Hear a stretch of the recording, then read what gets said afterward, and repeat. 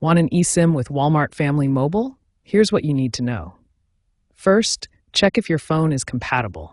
You'll need an eSIM-capable device like an iPhone 12 or later, a Google Pixel 4 or newer, or select Samsung Galaxy models such as the S20 series. You also need to be a U.S. resident with a valid ID.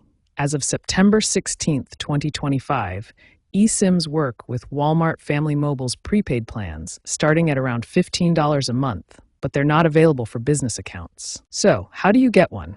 Simply purchase a plan on walmart.com or through the Family Mobile app.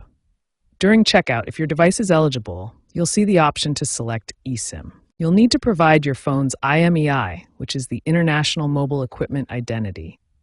Walmart will then send you a digital confirmation, usually via email. Once you've requested your eSIM, setup is pretty straightforward.